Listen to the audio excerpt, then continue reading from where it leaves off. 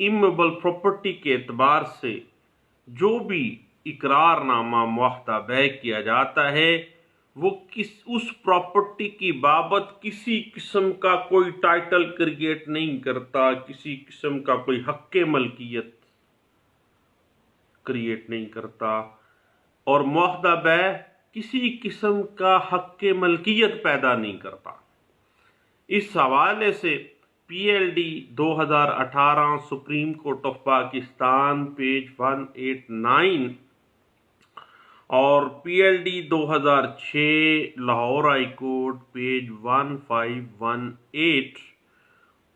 और 2008 SCMR page 1416 और 2006 YLR page 1280 इस बात की इंटरप्रिटेशन करती है। उसके बाद एक बड़ी टेक्निकल सी बात है, जब भी कभी दावा तामील मुख्तस में आप आते हैं तो अगर आप बोनाफाइड परचेजर हैं देन अगर आपके इल्म में ये बात आती है कि ये प्रॉपर्टी और भी लोगों को फरोख्त की गई है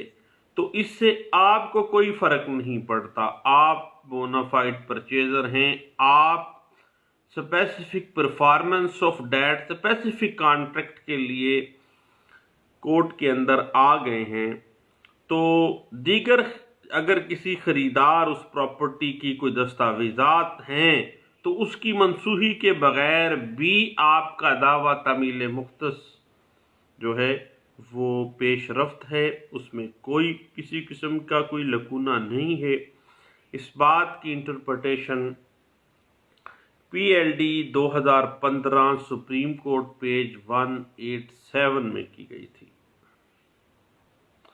उसके बाद कल एक साहब कह रहे थे कि क्या जो एग्रीमेंट करना है, जो कॉन्ट्रैक्ट करना है, एग्रीमेंट आपको पता है कि ऑफर एंड एक्सेप्टेंस जो है वो एक agreement, offer acceptance and with reasonable consideration, यानी किसी तबादले के नतीजे में जो भी लेन देन होता है वो एग्रीमेंट होता है। कॉन्ट्रैक्ट जो है हर वो एग्रीमेंट जो बाय लॉ इन्फोर्सेबल होता है वो कॉन्ट्रैक्ट बन जाता है।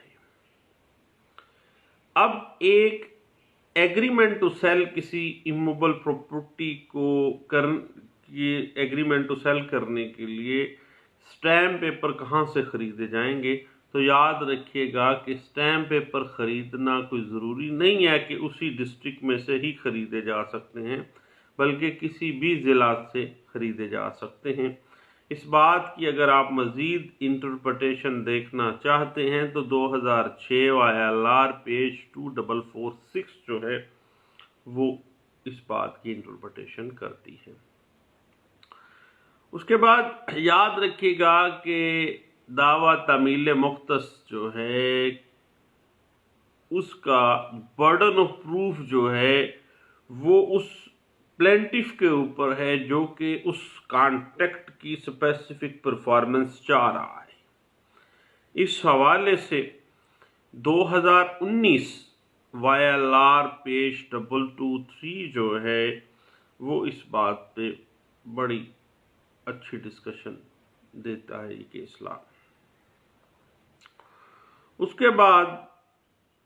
जहां तक मामला आ जाता है अंदर मियाद वो कॉन्ट्रैक्ट का, यानी time is the essence of agreement, इस पे चंद साल पहले बड़ी मेरी एक केस में मामला सामने आए थे। याद रखिएगा कि जो मियाद मुकर्रा है मुआहदा का, उस मियाद मुकर्रा के अंदर भी फ्लेक्सिबिलिटी मुमकिन है, लचक हो सकती है। इस हवाले से PLJ 2009 सुप्रीम कोर्ट 118 जो है और 2009 SCMR पेज 119 اور PLJ 2009 سپریم کورٹ پیج 118 جو ہے وہ اس بات کی انٹرپریٹیشن کافی حد تک اچھے انداز میں کرتی ہے. اور تعمیل معاہدہ مختص کے اندر جو کانٹریکٹ ہے اس میں وقت کی پابندی کے اوپر جو مختلف پرنسپلز ڈرا کیے گئے تھے، اس حوالے سے اگر آپ دیکھنا چاہیں کہ تعمیل معاہدہ مختص میں وقت کی پابندی لازمی کوئی اتنی زیادہ توپ چیز نہیں ہے کہ جی بس اب اس کے بیانڈ آپ نہیں جا سکتے. اب جناب بس فلاں ڈیٹ تھی تو فلاں ڈیٹ گزر گئی ہے، اب معاہدہ انفرکچوس ہو گیا ہے، وعدہ ختم ہو گیا ہے. کہنے کی باتیں ہیں، ہوتا شوتا کچھ نہیں ہے. اس حوالے سے 2016 YLR پیج 551 اور PLD 2018 سندھ ہائی کورٹ کا فیصلہ ہے، پیج ہے 703، اور 2019 YLR پیج 89 جو ہے وہ اس بات پہ بڑی اچھی ڈسکشن کرتی ہے. اس کے بعد اگر اس کانٹریکٹ کے اندر جس کی اسپیسیفک پرفارمنس کے لیے آپ آئے ہیں، اگر رقم ادا ہو چکی ہے اور سیلر نے قبضہ دے دیا ہے، مان جاتا ہے ہر چیز کو، تو پھر پیچھے کیا رہ گیا ہے؟ اٹ مین کہ وہ ایگریمنٹ تو ایڈمیٹڈ ہے کہ اس نے رقم وصول کر لی، قبضہ دے دیا، دین پیچھے رہ گئے رجسٹری، تو وہ کروانے کا وہ پابند ہے اور فوری طور پر وہ رجسٹری کروانی چاہیے. اس حوالے سے 2004 SCJ پیج 798 جو ہے وہ اس بات کی انٹرپریٹیشن کرتی ہے. اس کے بعد خواتین کے ساتھ جو ایگریمنٹ ٹو سیل ہے، اس میں آپ کو پتہ ہے کہ پردہ نشین لیڈی ایک بڑا خطرناک سا پہلو ہوتا ہے کہ وہ بی جو پہلے پراپرٹی ڈیلر بنی ہوتی ہے، اپنی پراپرٹی خود بیچ دیتی ہے، بعد میں جب پھٹا پڑتا ہے تو پھر وہ پردہ نشین لیڈی بن جاتی ہے. اب پردہ نشین لیڈی کی ڈیفینیشن تو آپ کو اس پہ یوٹیوب پہ میرا ایک سیگمنٹ موجود ہے پردہ نشین لیڈی کے اوپر، وہ ضرور آپ دیکھیے گا. یاد رکھیے گا کہ جب بھی کبھی آپ ایگریمنٹ ٹو سیل کسی پراپرٹی کے حوالے سے کرنے کے لیے آئیں اور آگے سے کوئی لیڈی شیڈی ہو، تو بھائی اس کا کوئی نمائندہ، کوئی رشتہ دار، کوئی خیر خواہ جو ہے اس کو لازمی اس ایگریمنٹ میں موجود کر لیں اور اس کا بطور گواہ جو ہے اس کو ضرور رکھ لینا چاہیے. اس حوالے سے اگر آپ مزید کچھ انٹرپریٹیشن دیکھنا چاہیں تو 2018 SCMR پیج 2080 جو ہے یہ اس بات کی بڑی اچھی انٹرپریٹیشن کرتا ہے. اور دعویٰ تعمیل مختص کے اندر بعض اوقات یہ بات آتی ہے کہ ایک ہی پراپرٹی کئی اور ہاتھوں میں آگے بک چکی ہوتی ہے. تو بھائی معاملہ یہ ہے کہ اگر آپ ایسی پارٹی ہیں جو دوسری یا تیسری جگہ کے اوپر آپ کو سیل آؤٹ کیا گیا ہے، تو دین آپ نے اپنی بونا فائیڈی پرچیزر کا بطور بونا فائیڈی پرچیزر اپنے آپ کو ثابت کرنا ہے، اور آپ نے یہی پلی لینی ہے کہ پہلی سیل جو ہوئی تھی یا پہلا جو کانٹریکٹ ہوا ہے مابین سیلر اینڈ ادر پارٹی، اس کے بارے میں مجھے کوئی علم نہیں تھا، ادروائز میں نے خواہ میں پیسے پھنسانے تھے، ایسی رولے والی پراپرٹی ضرور میں نے لینی تھی. اس حوالے سے اگر آپ کچھ انٹرپریٹیشن دیکھنا چاہیں تو 2004 SCJ پیج 773 اس بات کی انٹرپریٹیشن جو ہے وہ موجود ہے. اس کے بعد ایگریمنٹ ٹو سیل کے اوپر دونوں پارٹیز کے سگنیچر ہر صفحے کے اوپر موجود ہونے چاہیے، اور اگر اس کانٹریکٹ کا جو بینیفیشری ہے، جو خریدار ہے، اس کے دستخط نہ بھی ہوں تو وہ کانٹریکٹ انفرکچوس نہیں ہو جاتا، یا وہ کانٹریکٹ کی قانونی حیثیت کوئی ختم نہیں ہو جاتی. اس حوالے سے 2017 SCMR پیج 98 جو ہے وہ کافی حد تک اس بات کو انٹرپریٹ کرتا ہے۔ یاد رکھیے گا کہ اگر آپ اسپیسیفک پرفارمنس کی کانٹریکٹ کے بعد اسپیسیفک پرفارمنس آف کانٹریکٹ کے دعوے میں آئے ہیں تو دین آپ کو اپنا نیک نیت، بونافائیڈی پرچیزر ہونا اور کنسیڈریشن پے کی ہونی، یہ آپ نے ثابت کرنا ہے۔ اور اسپیسیفک پرفارمنس تو آپ کو پتہ ہے کہ ڈسکریشن آف کورٹ ہے اور کافی حد تک اس حوالے سے آپ کو ہیلپ آؤٹ کرے گا۔ یہ بات دعویٰ تعمیل مختص کے اندر کہ آپ کے حق میں یہ ڈگری ہو جائے، اس حوالے سے 2008 SCMR پیج 352 اور 2003 MLD پیج 878 اور 2007 YLR پیج 2689، 2007 YLR پیج 942 اور PLJ 2010 سپریم کورٹ پیج 931 جو ہے وہ آپ کو کافی حد تک اس بات کی انٹرپریٹیشن دے دیتی ہے۔ اس کے بعد یاد رکھیے گا کہ اگر اسپیسیفک پرفارمنس کے دعوے کے اندر جو بائر ہے وہ رقم کی ادائیگی ثابت کرنے سے قاصر رہتا ہے، بائر انکار کر دیتا ہے کہ جناب اس نے تو مینوں پیسہ ہی نہیں دیتا، اور جو بائر ہے وہ ثابت نہیں کر پاتا، تو دین اس کا جو دعویٰ ہے، آپ کا دعویٰ اسپیسیفک پرفارمنس آف کانٹریکٹ کا، وہ ڈسمس بھی ہو سکتا ہے۔ اس حوالے سے کیونکہ پاکستان میں مرے اور مکرے کا علاج کوئی نہیں ہے، اگر بندہ گیا نا مکر کہ بھائی پیسہ اس نے مجھے دیا نہیں تھی، وصولی تو کیسے ڈلوائی ہے، تو پھر آپ اسپیسیفک پرفارمنس آف کانٹریکٹ کے دعوے کے اندر رول جائیں گے بطور پلینٹف۔ اس وجہ سے جب بھی آپ ادائیگی رقم کی دیں تو اس کا ثبوت اپنے پاس لازمی رکھنا ہے، ادروائز آپ کا دعویٰ ڈسمس ہے جناب۔ اس حوالے سے 2006 YLR پیج 2257 ہے، اور کانٹریکٹ کے اندر جو ٹائم لیمٹ ہے وہ ٹائم لیمٹ کے حوالے سے کہ time is the essence of contract, کے اس مقررہ مدت مقررہ وقت پہ پیسہ دیا جائے گا، ٹھیک ہے جی،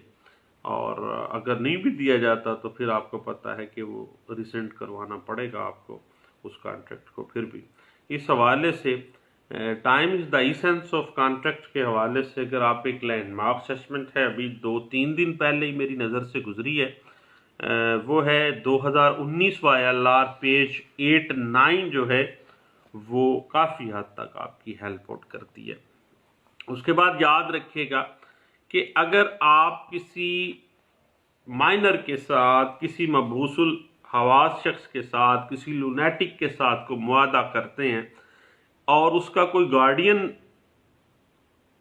مقرر نہیں ہوا وہ عدالت سے، بلکہ میرے پاس پچھلے دنوں ایک معاملہ تھا،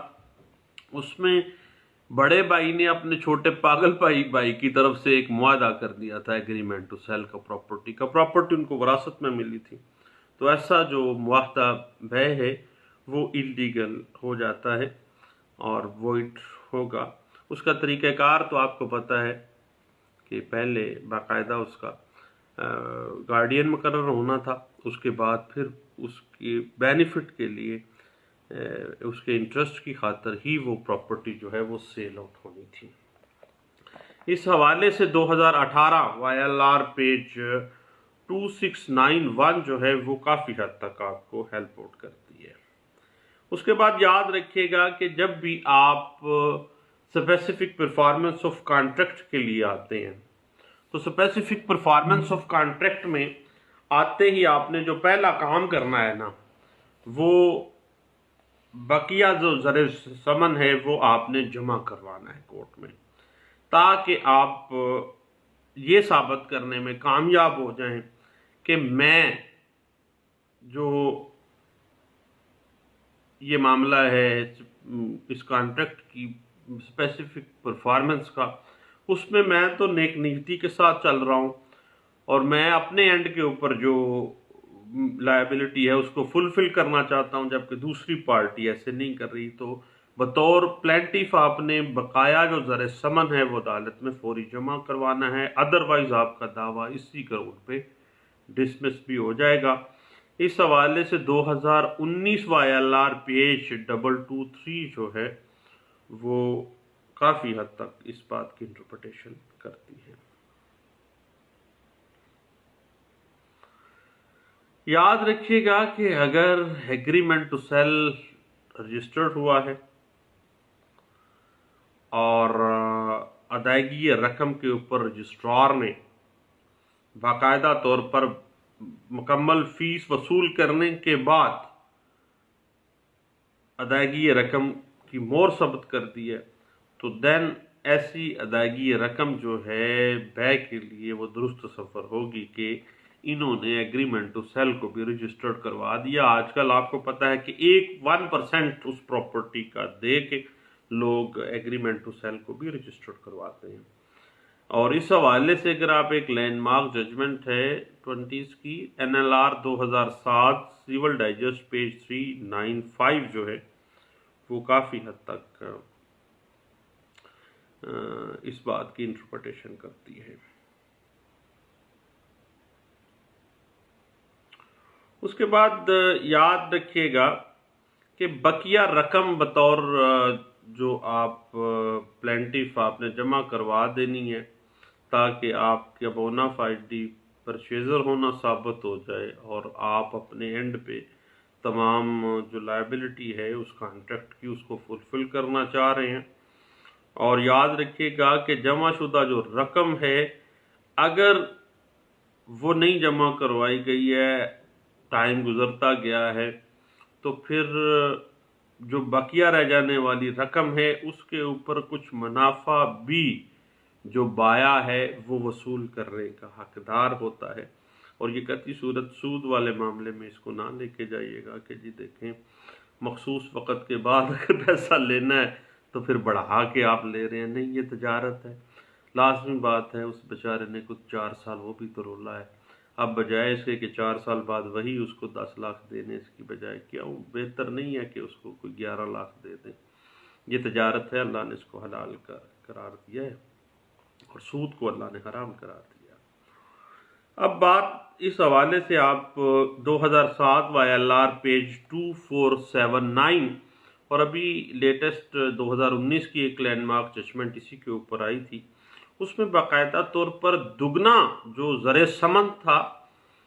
وہ واپس کروایا گیا، یعنی دعویٰ اس طرح سے ڈگری کیا گیا کہ اب وہ پراپرٹی تو کئی ہاتھوں آگے بک گئی، پراپرٹی جو ہے وہ واپس نہیں کی جا سکے گی، نہیں ڈیلیور کی جا رہی، پھر زر ثمن جو ہے جو وصول کیا ہوا تھا سیلر نے اس کو دگنا دینے کی ڈگری کی گئی تھی، اور اس طرح سے جمع شدہ جو بھی رقم ہے یا باقی رہ جانے والی رقم ہے اس پہ کچھ منافع بھی یا جو آپ لکھتے ہیں بعض اوقات کچھ زیادہ تو وہ بھی جائز ہے۔ اس حوالے سے 2019 ILR پیج 223 جو ہے وہ اس بات کی انٹرپریٹیشن کرتی ہے۔ اور اس حوالے سے اگر آپ دیکھنا چاہیں تو ایک لینڈ مارک ججمنٹ ہے سپریم کورٹ آف پاکستان کی، جس میں یہ واضح بھی کیا گیا تھا کہ دعویٰ تمیل مختص میں چونکہ ٹائم لگتا ہے تو بایا کی پراپرٹی کا جو پیسہ ہوتا ہے وہ بعض اوقات اسٹرک آف ہو جاتا ہے، تو وقت کے ساتھ ساتھ کرنسی کی ویلیو بھی کم ہو جاتی ہے، اس وجہ سے کچھ زیادہ پیسے بھی اس کو ادا کیے جا سکتے ہیں، اور اس پہ باقاعدہ سپریم کورٹ آف پاکستان نے ججمنٹ پاس کی تھی 2017 SCMR پیج 902 جو ہے وہ اس حوالے سے کافی اچھی گائیڈ لائنز فراہم کر رہی ہے۔ باقی جہاں تک کچھ معاوضے کا تعلق ہے یا کچھ جو ہے کمپنسیشن کا تعلق ہے، تو چونکہ قیمتیں بڑھ جاتی ہیں प्रॉपर्टी की भी करेंसी डीवैल्यू हो जाती है, तो प्रॉपर्टी का जब भी दावे में आके बंदा जलील हो तो वो कुछ मुआवजे का भी हकदार हो जाता है। इस हवाले से NLR 1999 अपील केसेस पेज 88 जो है वो इस पे इंटरप्रिटेशन देता है। बाकी याद रखिएगा कि दावा तमील मुख्तस जो है वो एक सिविल कोर्ट की डिस्क्रिशनरी पार है, डिस्क्रिशन ऑफ कोर्ट के ऊपर इसका इन्हसार है, लेकिन डिस्क्रिशन ऑफ कोर्ट हमेशा आर्बिट्रेरी नहीं होनी चाहिए बल्कि इंसाफ के तकाज़ों पे मबनी होनी चाहिए। जब कभी कानून और इंसाफ एक दूसरे के आमने सामने आ जाएं तो एक जज को चाहिए कि वो इंसाफ का साथ देगा, क्योंकि इंसाफ हमेशा कानून पर प्रिवेल करता है और कानून इंसानों के लिए बनाया गया है, इंसान कानून के लिए नहीं बनाए गए। नासिर इकराम भट्टी साहब अक्सर औकात मेरे बड़े अच्छे दोस्त, उनके पास बैठे तो ये जुमला कह रहे होते हैं, अल्लाह उनको सेहत और उनको कामयाबियां दे। उसमें याद रखिएगा कि दावा तमील मुख्तस जो है that is the discretion of court है, और इस हवाले से आप 2007 MLD पेज 119 और PLJ 2006 Lahore high court page 1329 और 2006 YLR पेज 1520 जो है वो आप देख सकते हैं। तो अब बात आ जाती है नेक्स्ट जो इसकी टेक्निकलिटीज़ हैं suit for specific performance of contract की, तो फिर इंशाल्लाह जो है नेक्स्ट इंशाल्लाह इस पे हम मज़ीद कुछ गपशप लगाएंगे। दुआओं में मुझे याद रखिएगा, इंशाल्लाह बातें होती रहेंगी। बहुत शुक्रिया, थैंक यू, अल्लाह हाफिज़।